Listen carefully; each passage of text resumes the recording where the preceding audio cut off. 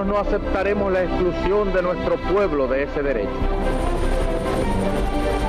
Mr. Gorbachev, tear down this wall.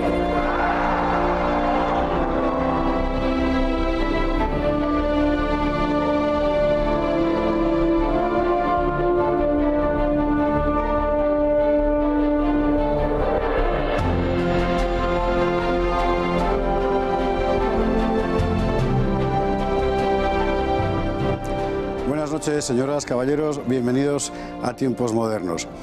27 de octubre de 1962. Ese día estuvo a punto de comenzar la Tercera Guerra Mundial. Todo el mundo contuvo el aliento. Fue la crisis de los misiles. Así. En octubre de 1962, el mundo estuvo a punto de saltar por los aires. La tensión entre los Estados Unidos y la Unión Soviética llegó al extremo de la provocación nuclear. El escenario, Cuba, fue la crisis de los misiles. Desde el final de la Segunda Guerra Mundial, las dos grandes potencias vencedoras, los Estados Unidos y la Unión Soviética, se habían repartido el mundo. Dos modelos contrapuestos que inmediatamente entraron en conflicto. Empezó la Guerra Fría. En ese contexto, en la isla de Cuba, en el área controlada por los Estados Unidos, un grupo armado toma el poder en 1959. Eran los guerrilleros de Fidel Castro. Fidel emprende un extenso programa de nacionalizaciones. Estados Unidos rompe relaciones diplomáticas con Cuba. En 1961, los norteamericanos intentan derribar a Fidel con un desembarco en Bahía de Cochinos. El golpe fracasa y Cuba se echa en brazos de la Unión Soviética. Moscú se apresura a utilizar esa baza. Cuba es una excelente plataforma de ataque a muy pocos kilómetros de las costas norteamericanas.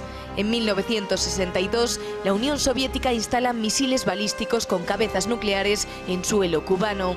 Hasta ese momento, los Estados Unidos habían desplegado un amplio cerco estratégico en torno a la Unión Soviética y China, desde el Pacífico hasta Europa Central. Ahora Moscú colocaba un banderín nada menos que en el Caribe y estalló la crisis. Washington tenía dos opciones: atacar a Cuba o limitarse a un bloqueo naval de la isla para evitar que Moscú completara la instalación de sus misiles.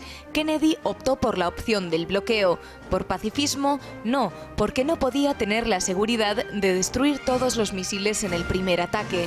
Fue una semana de infarto entre el 22 y el 28 de octubre de 1962. El 27 de octubre la guerra estuvo a punto de empezar. Fidel pidió al premier soviético Khrushchev que atacara a los Estados Unidos. Un avión americano fue derribado en Cuba y otro se perdió en territorio soviético. A su vez, los americanos neutralizaron un submarino nuclear soviético, mientras los estados mayores de ambos países se preparaban para lo peor.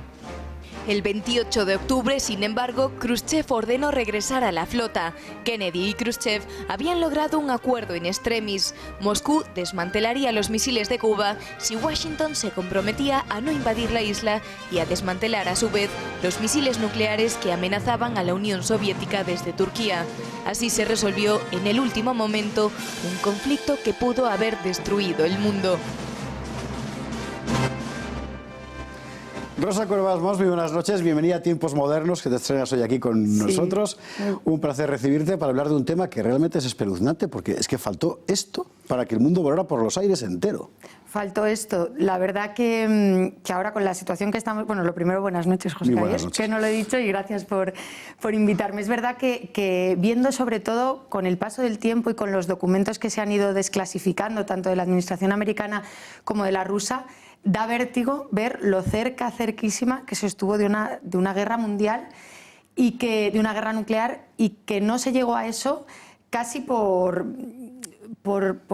coincidencias, por casi errores y pequeñas decisiones que tomaron primero desde la administración rusa y luego pues dos comandantes de dos de los submarinos rusos que iban cargados cada uno de ellos con torpedos nucleares y que decidieron, porque llevaban 7 días sin saber nada de Moscú, no sabían si...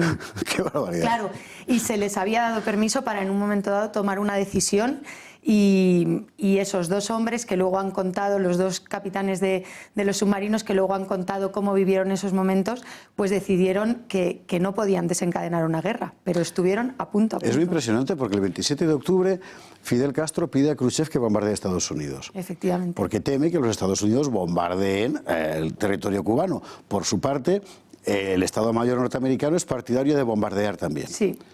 Y presionan a Kennedy para que lo haga. Para que lo haga.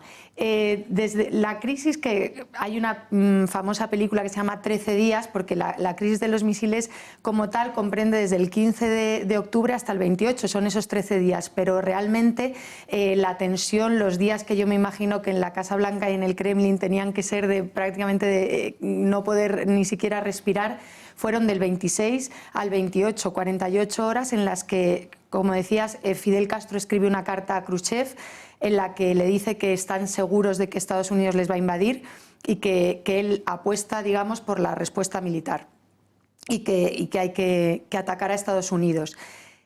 Un día después, el 27 de octubre, las fuerzas antiaéreas que estaban en Cuba derriban un avión americano que estaba haciendo vuelos de reconocimiento para ver cómo iba la cosa de los misiles. Cómo iba la cosa, que el piloto de ese avión es la única víctima mortal de esta tensión que pudo desencadenar en una guerra mundial. Y justo ese día se reúnen, estamos 27 de octubre, un día antes del fin de la crisis, que podía haber sido el fin de la crisis, como fue, o el inicio del horror. Y ahí se reúnen en la embajada rusa, Robert Kennedy, en la embajada rusa de Estados Unidos, Robert Kennedy con Dobrynin, que es el embajador ruso en Estados Unidos, y bueno, pues uno y otro, porque esas cartas, los memorándum que uno y otro mandaron luego a sus respectivos líderes, a Khrushchev y a Kennedy presidente, John Kennedy, ahora se conocieron años después, cuando fueron desclasificados, y se hablaron en términos de, pues eso, de nos estamos jugando una guerra. Se ha dicho que en un momento dado Khrushchev le dijo a Kennedy: tú y yo nos vamos a ver en el infierno si esto se sigue adelante, y que Kennedy le dijo: no tiene sentido, es una locura que dos hombres, cada uno en una parte del mundo y enfrentados, llevemos a la destrucción de la civilización. O sea, que ellos eran conscientes de... Estamos hablando de una época en la que los misiles balísticos intercontinentales existían ya, con su carga nuclear, y por tanto es eso que se llama la DMA, la destrucción mutua asegurada. Sí. Claro, que es una cosa muy impresionante. ¿Qué contestó Khrushchev a Castro? Bueno, Khrushchev a Castro le contestó en una carta enviada el día 27, cuando los rusos ya habían, digamos, dado el brazo a torcer. Le dijo que le explicó eso que acabas de contar, que había muchos americanos, sobre todo en el Pentágono, queriendo atacar Cuba militarmente, queriendo soltar bombas, queriendo pues un segundo Bahía de Cochinos, pero esta vez bien hecho, y que por lo tanto le pedía prudencia, que evidentemente si Cuba era atacada por Estados Unidos, Rusia respondería, defendería la isla, pero que, digamos, le instaba a no forzar. Le hablaba de ese avión que habían derribado y le decía que eso requería una respuesta por parte de los Estados Unidos, que era lo que a su vez Robert Kennedy le había dicho al embajador Dobrynin. Le había dicho: nos han derribado un avión y Estados Unidos no puede no responder. A lo que Dobrynin le dijo es que ese avión estaba violando el espacio aéreo cubano. Claro. Entonces Kennedy respondió: como tantas otras veces, y no nos han derribado. Es verdad que fueron... Sí, ahí puede ser una escalada, pero más como jugar al frontón. Es decir, exactamente. Oye, lo de esos dos comandantes de submarinos soviéticos sin órdenes, mejor dicho, con órdenes expresas, pero con autonomía y sin noticias frescas desde sus bases, es una aventura alucinante. Es decir, tremendo. Qué nervios de acero, ¿no? Sí, y ellos lo cuentan, fueron 4 submarinos los que salieron sin tener muy claro hacia dónde iban, porque muy poca gente lo conocía, y cuando ya estaban saliendo de Rusia les indicaron un cambio de rumbo. Vais hacia el Caribe con armas nucleares, y a cada responsable del submarino le dieron, en un momento dado, le dijeron que si no había órdenes de Moscú, que si tenían la capacidad ellos de tomar las decisiones, y que su misión principal era no ser descubiertos por los americanos.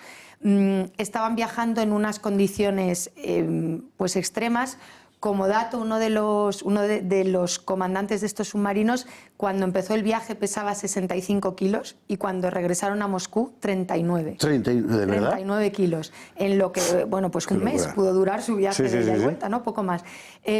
¿Por qué? Porque alcanzaban dentro del submarino temperaturas de hasta 60 grados y no podían emerger, porque no podían ser vistos ni podían ser detectados por los radares de los barcos. Hubo 2 submarinos que tuvieron que salir porque se moría la gente, tenían sarpullidos en la piel, estaban respirando gases tóxicos. La verdad que uno de ellos escribía un diario a su familia y estaba convencido de que se iba a morir. Decía, no sabemos si estamos muriendo por una causa importante o no, pero vamos a morir. Y entonces esos 2 submarinos que fueron descubiertos, pues estaban, como se refleja luego pues en documentales y en películas, aquí el submarino y aquí el barco americano, deteniendo el barco al submarino americano como tenía órdenes, y los rusos llevaban 7 días sin saber nada de Moscú. Decían que antes de emerger no sabían si estaban... No sabían si tenían que disparar, si les iban a... No sabían si se había declarado la guerra, no sabían nada. ¡Qué horror! Pero tanto los rusos como los americanos no pudieron tomar la decisión. Uno de los barcos americanos apuntó con los... Tú sabrás el nombre técnico, con las metralletas que tienen los barcos, los... Sí, bueno, sí, con los cañones de tal, sí. Pues estuvo apuntando al submarino ruso por error y el capitán, cuando se dio cuenta, le dijo a la tripulación que desviara las armas, porque entendían que lo que podía desencadenarse, y eso que los americanos ahí no sabían que los submarinos iban con armas nucleares. Madre eso se santa. supo en 1990. Se supo en 1990, es increíble.